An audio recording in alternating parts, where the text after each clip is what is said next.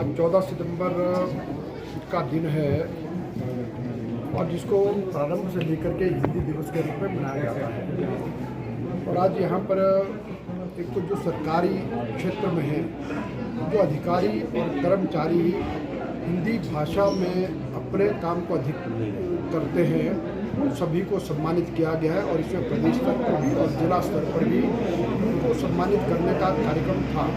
और उसके साथ साथ यह है कि और भी कई निबंध प्रतियोगिता है, कुछ साहित्यकारों के लिए है, कोई कवि सम्मेलन है, इस प्रकार के कार्यक्रम भी किए गए हैं। और उसमें बहुत से विद्यार्थी भी उसमें जो हिंदी भाषा में जिन्होंने भाग लिया, उन सबको आज यहाँ पर पुरस्कृत करने का कार्यक्रम किया है। और आज मैं हिंदी दिवस पर सभी प्रदेशवासियों को अपनी ओर से बहुत बहुत बधाई देता हूँ और शुभकामनाएं देता हूँ कि हिंदी हम ये कह सकते हैं कि देव भाषा भी है और हमारी व्यवहार भाषा भी है। और पूरे देश की एकता और अखंडता और अस्मिता के लिए सबसे महत्वपूर्ण अगर कोई है तो वो हिंदी है।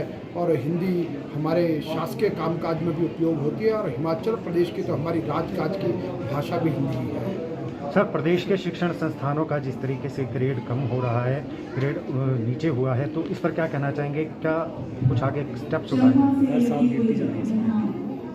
देखिए, मुझे लगता है कि ये भी नहीं कि हम आगे भी बढ़ रहे हैं। और निश्चित रूप से यदि कहीं पर ये लगता है कि ग्रेडिंग में कमी आ रही है तो उस और अधिक ध्यान देने की आवश्यकता है।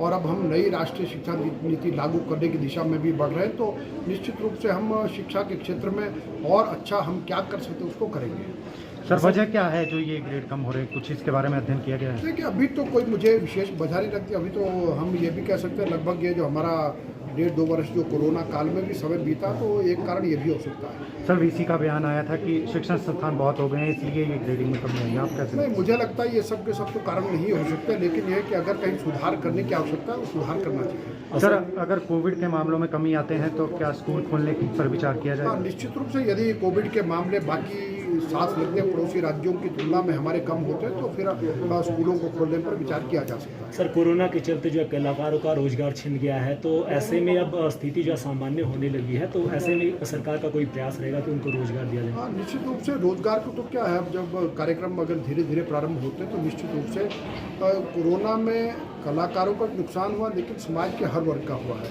तो जैसे कोरोना से सामान्य स्थिति होती है तो सबके लिए जो रोजगार के साधन और बढ़ेंगे।